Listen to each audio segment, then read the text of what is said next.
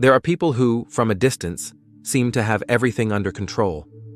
They smile in photos, lead in meetings, meet goals with surgical precision. From the outside, they look invincible. But what you don't see is the silent cost they pay to maintain that image.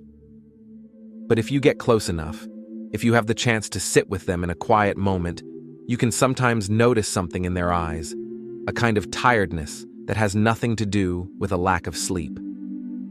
It's a pressure that isn't seen but is felt, a tension that doesn't come from what they do, but from what they've stopped feeling while doing it. Perhaps you know this feeling well.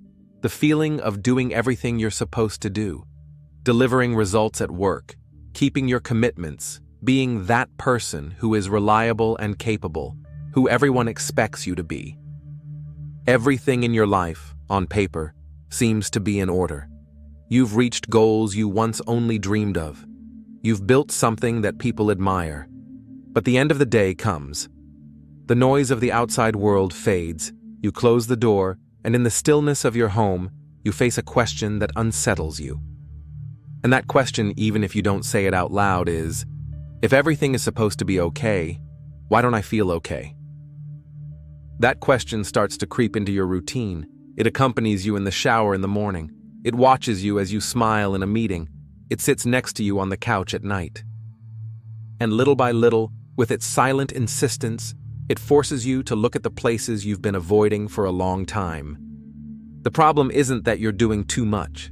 The problem is that perhaps everything you're doing is no longer connected to the person you are today. And stopping to think about that is deeply frightening. Because the alternative is to keep moving forward, to maintain the pace, to not ask difficult questions. What if, by looking at it head-on, you realize you've spent years building a life you no longer recognize as your own? A life that would have been perfect for the person you were 5 years ago, but not for the person you are now. What if you realize that the success you've achieved was driven more by the need for others' approval, or by the fear of failure, than by a true and honest calling? This isn't about being dramatic. It's about recognition. Recognizing that sometimes the price we pay to maintain a certain image, a certain idea of success, is just too high. The price is a silent disconnection from ourselves. And you don't notice it in big, dramatic moments. You notice it in the small, everyday details. You notice it when you realize you can't rest without feeling guilty, as if every moment of peace were wasted time. You notice it when you can't enjoy something simple without feeling like you should be doing something more productive. You notice it when silence makes you uncomfortable, because in the silence is when you begin to hear that inner voice telling you that something doesn't fit. A lot of people will talk to you about how to achieve success, but very few dare to ask the most important question. What if you're succeeding at something that's pulling you away from yourself? What if you're winning at a game you no longer want to play? And the hardest part is that no one is forcing you. You choose it every day, but perhaps you're choosing it from a place that no longer truly belongs to you. That isn't failure in the traditional sense. It's a form of profound confusion, and there is nothing more exhausting than living a life that everyone on the outside celebrates, but that feels hollow on the inside. It's a life that moves in a straight line, but every step you take feels heavier. And not because the path is hard, but because, for you, it stopped making sense a long time ago. It's very easy to get lost when people recognize you for what you do, but no one asks you how you really feel.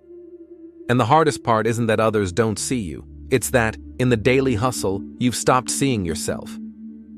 You became a very efficient character, a character that functions, that performs, that responds, but in the process, stopped feeling, stopped asking, stopped listening to itself. This isn't about giving up on your goals. It's not about abandoning everything. It's about having the courage to pause and ask yourself if your goals are still yours. If that pace, those demands, those priorities that rule your day still represent the person you are today, or if they're just remnants of the character you learned to play to be validated, accepted, and respected. There's a point where you start to realize you're tired, not from a lack of energy, but from a lack of purpose. And when purpose fades, everything becomes an obligation. even the things you used to love. And that obligation is what wears down the soul more than any physical labor. Perhaps you've kept going because you don't know how to slow down without everything falling apart. And that is a real and understandable fear. Stopping implies looking at the internal mess. It implies feeling the discomfort of not knowing what comes next.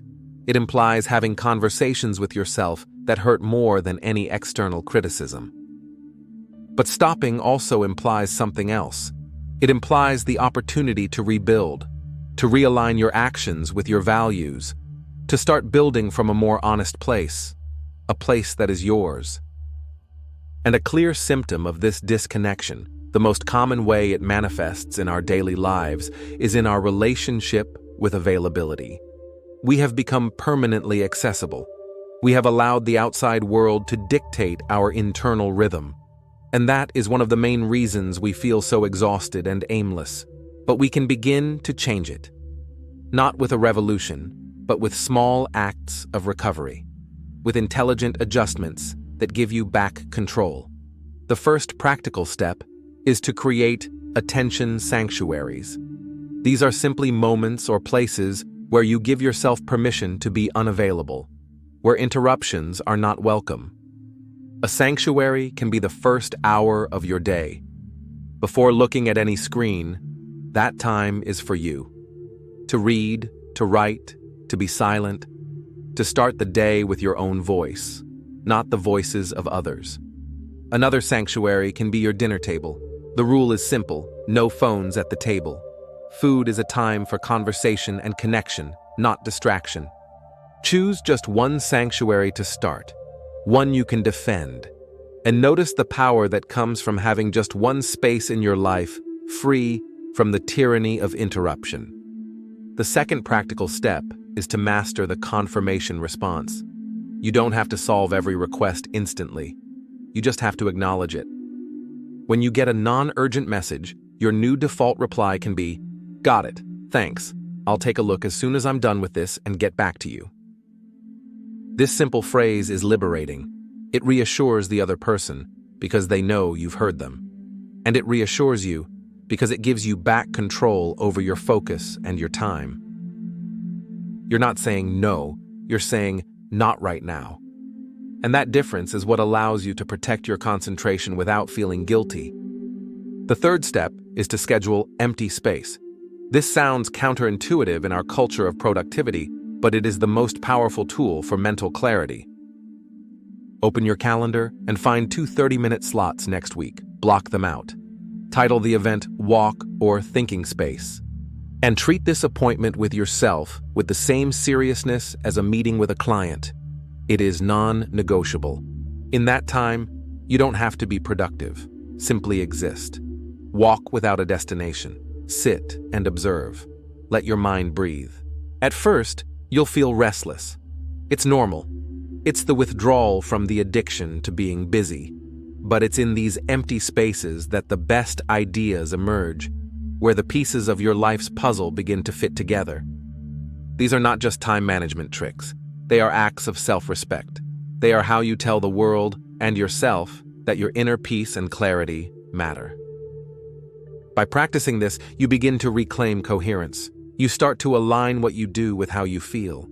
This might mean having an uncomfortable conversation you've been putting off. It might mean saying no to a project that everyone thinks is perfect for you, but that doesn't excite you. It might mean starting to dedicate 1 hour a week to that old hobby you abandoned because it wasn't productive. Each of these small acts is a step that brings you closer to yourself. They are small yeses to your own life.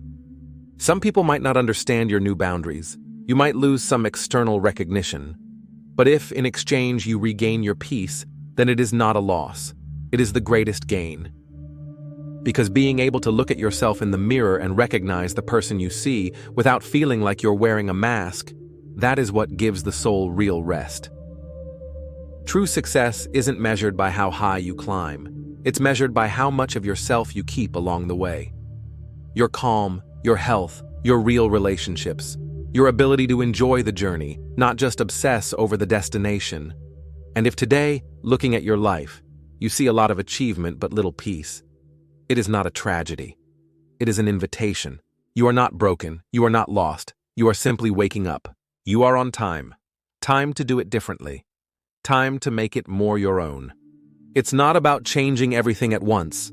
The important thing is that you stop ignoring that internal discomfort. That is your compass. Even if it doesn't tell you exactly where to go, it is telling you with absolute clarity where not to continue. And that information is sacred. So take a deep breath. Be quiet for a moment, just to listen to yourself, not to resist, and write down one single thing you need to let go of, or one single thing you need to reclaim. It's a pressure that isn't seen, but is felt. A tension that doesn't come from what they do, but from what they've stopped feeling while doing it. Because true failure isn't failing to reach a goal. It's reaching it, only to realize you lost yourself on the way. And you didn't come to this world just to be efficient. You came to be present in your own life, and that is truly worth protecting.